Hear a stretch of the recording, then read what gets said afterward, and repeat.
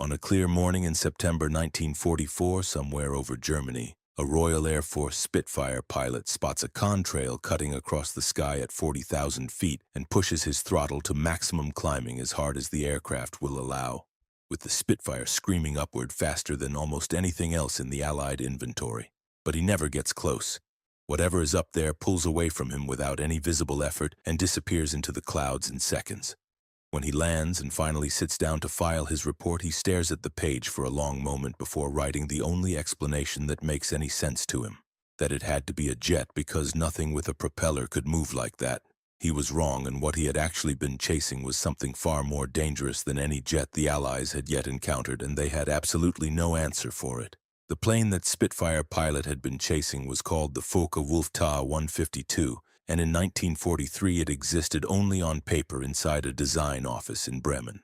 The skies above Germany that year belonged to the Allies, and there was almost nothing the Luftwaffe could do about it. Bombers came in waves so large they blocked out the sun, and the fighters sent up to stop them were running out of answers. The Focke-Wulf FW-190, which had been Germany's workhorse since the early years of the war, was losing power dramatically above 30,000 feet, and that was exactly where the B-17 flew, high enough that Germany's best fighter became nearly useless against them.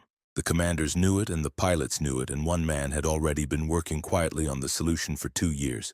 His name was Kurt Tank, and he was not just an engineer behind a desk, but a qualified combat pilot who understood instinctively what a fighter needed at extreme altitude, and he had been rebuilding the FW-190 from the ground up with a longer nose and a more powerful engine and wings redesigned specifically for the kind of altitude where bombers thought they were safe.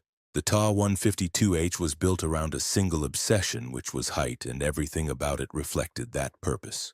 Its wingspan was extended to over 47 feet, giving it the lift needed to operate at altitudes where other aircraft simply could not function.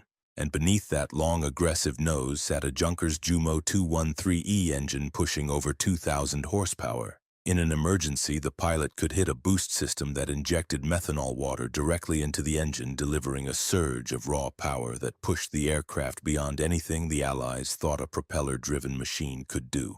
At full emergency power, the Ta 152H reached 472 miles per hour at 41,000 feet. A P-51 Mustang, the best escort fighter the Allies had, could barely reach 437 miles per hour at any altitude under any conditions.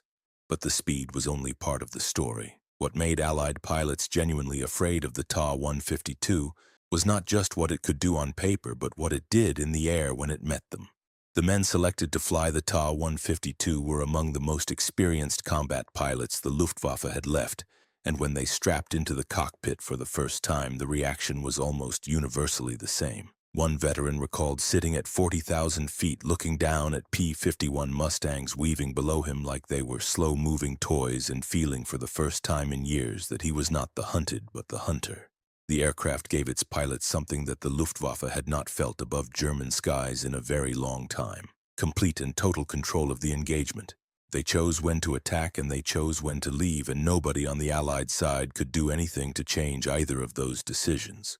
In one documented encounter, a Ta 152 pilot dove on a formation of Mustangs from above, attacking with his 30mm cannon, and was back above 40,000 feet, climbing away before the escort pilots had even completed their brake turn to respond. The Mustang pilots reported the engagement as an attack by a jet aircraft. It was not. The most celebrated encounter of the entire Ta 152 combat record belongs to Walter Loos, who was returning from a mission alone and low on ammunition when a group of P-51 Mustangs spotted him and came down hard from above, the worst possible position for any fighter pilot to be caught in. Any other German aircraft in that situation would have had almost no options. Loos had one, and he used it without hesitation. He pushed the emergency boost and ran, not turned and fought, and not tried to dive away. He simply accelerated in a straight line, and the Mustangs chasing him at their absolute maximum throttle watched as the gap between them and their target grew wider with every second until he was gone. The pilots who witnessed it could not agree on what they had seen. The speeds involved were not supposed to be possible for a propeller aircraft, and some of them went to their graves believing they had encountered a jet that day. What makes the story of the Ta 152 different from almost every other German wonder weapon of the Second World War is this: it was never beaten in the air, not once, In every engagement where a Ta-152 met Allied fighters, the results went one way, and the Allied pilots who encountered them knew it and feared it and reported it, and there was nothing their commanders could do about it because there was nothing in the Allied inventory fast enough to catch one above 35,000 feet. The plane that made grown men question the laws of physics was real, and it was flying, and it was winning every single fight it entered. And yet Germany lost the war anyway. Not because the Ta-152 failed, but because no aircraft, however extraordinary, can win a war alone. And by the time the pilots of JG-301 were flying their unbeatable machine, the country beneath them was already ash and rubble. The factories, fuel, pilots, and the airfields were all gone, and there was nothing left to defend even if they won every fight they ever entered. When Germany surrendered in May 1945, Allied technical teams found Ta-152s sitting on runways fueled and armed with no pilots left to fly them, and the test pilots who flew captured examples back to England filed assessments that were unusually blunt for military reports, that at high altitude the Ta-152H is still superior to any Allied fighter currently in service. And they wrote that in the present tense after the war was already over, as if they were warning someone. Only a handful survive today, and a single example sits at the Smithsonian National Air and Space Museum in Washington, and almost nobody who walks past it understands what they are looking at. The only fighter of the Second World War that was never defeated in combat and never got enough sky or enough time to find out where its limits were. Kurt Tank lived long enough to know that history had buried his greatest achievement under the rubble of the country that built it, and he never stopped saying that if things had been different, the outcome above Germany could have been different too. He was probably right, but different outcomes require more than the perfect aircraft.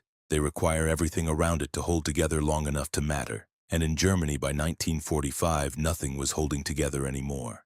The greatest aircraft of the Second World War never lost a fight, but the country that built it lost everything else.